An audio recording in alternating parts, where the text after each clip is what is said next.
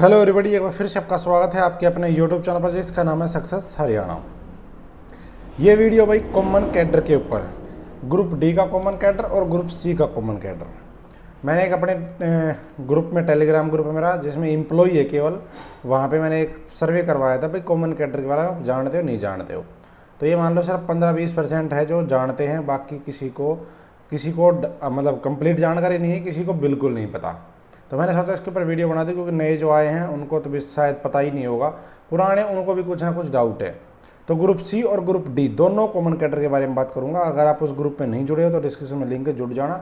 और इस चैनल पर नए हो और कर्मचारी हो तो सब्सक्राइब कर लो, क्योंकि ये चैनल आपको कर्मचारी रिलेटेड सारी चीज़ें अपडेट देता है। देखो, सबसे पहले बात करेंगे ग्रुप डी कॉमन कैडर की। तो भाई ये ग्रुप डी कॉमन कैडर सरकार 2018 एक्ट के थ्रू लेके आई थी। ठीक है, एक्ट था 2018 का एक्ट है, जिसको 5 मई है शायद 2018 से लागू किया गया है। एक्ट बना था 2020 में और लागू हुआ था 2018 से। ठीक है, क्यों लेके आई सरकार? ये इसलिए लेके आई थी ग्रुप डी का कॉमन कैडर का एक्ट कि कुछ डिपार्टमेंट में तो प्रमोशन बहुत जल्दी है और कुछ डिपार्टमेंट में ग्रुप डी से प्रमोशन है ही नहीं। और पहले हेडक्वार्टर और फील्ड दोनों की सीनियरिटी लिस्ट अलग अलग होती थी। हेडक्वार्टर में बहुत जल्दी प्रमोशन हो जाता था, फील्ड में बहुत लेट होता था, किसी में होता ही नहीं था।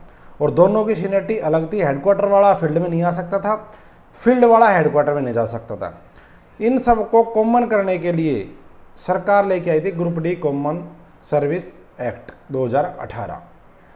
2019 में जो भर्ती हुई थी उसके ऊपर इसको लागू किया गया। इसमें क्या होता है कि जो भर्ती हुई, जैसे वो 18,000 पे भर्ती हुई थी, तो कंप्लीट 1 से लेकर के 18,000 तक की कंबाइन सीनियरिटी लिस्ट बनेगी। लेकिन कॉमन कैडर में केवल डिपार्टमेंट रहेंगे, जो बोर्ड, कॉरपोरेशन, निगम, एजेंसी या कोई कंपनी है सरकारी, इस टाइप की जो हैं, जो ऑटोनोमस बॉडी है डिपार्टमेंट के अलावा, जिनके पीछे डिपार्टमेंट वर्ड नहीं आता, वो सारे कॉमन कैडर से बाहर है। वहाँ पे उनके खुद के रूल है। ठीक है, जो डिपार्टमेंट है वो सारे कॉमन कैडर में आ गए। तो जिनको डिपार्टमेंट अलॉट हुआ था, चाहे वो फील्ड में हो चाहे हेडक्वार्टर में हो, सबकी एक सीनियरिटी लिस्ट बनेगी उनकी।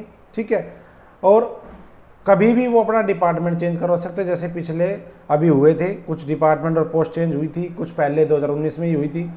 मतलब आप किसी भी ग्रुप डी की पोस्ट से किसी भी डिपार्टमेंट में चेंज करवा के जा सकते हो। अब ये नहीं है कि कोई एग्रीकल्चर में लग गया, जैसे मैं हूँ एग्रीकल्चर में फील्ड में लग गया, तो अब मैं कहीं भी ग्रुप डी की दूसरी पोस्ट पे किसी दूसरे डिपार्टमेंट में चेंज करवा सकता था, पोर्टल खुला था।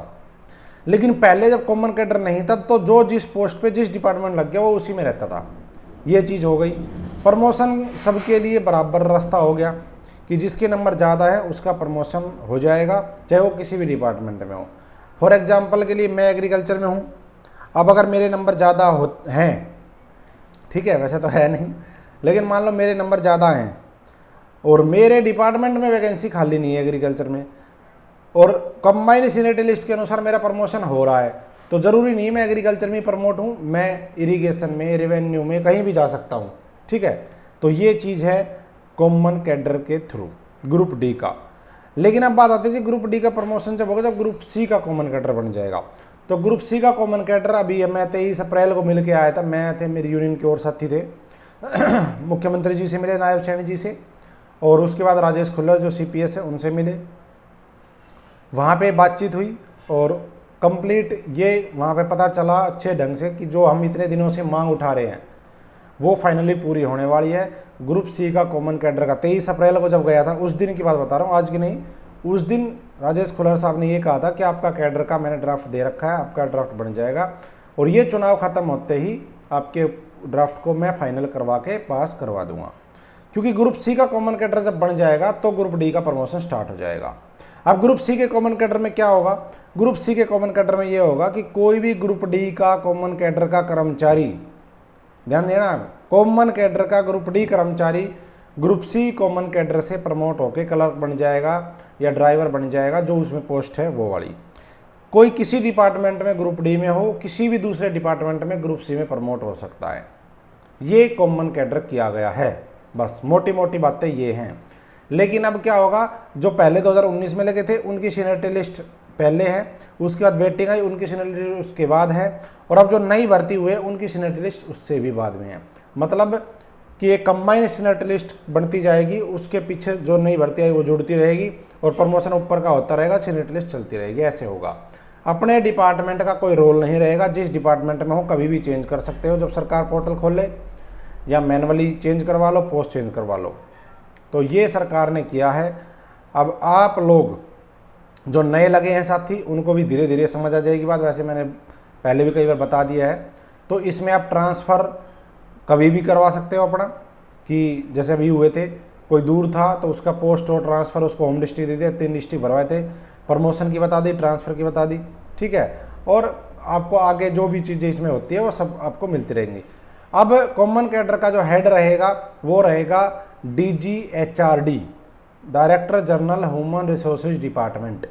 आपके डिपार्टमेंट का DG आपके ऊपर है, ये नहीं कि बिल्कुल ख़त्म हो गया, नहीं, लेकिन मोस्टली जो आपकी पावर है वो चली गई HRD में।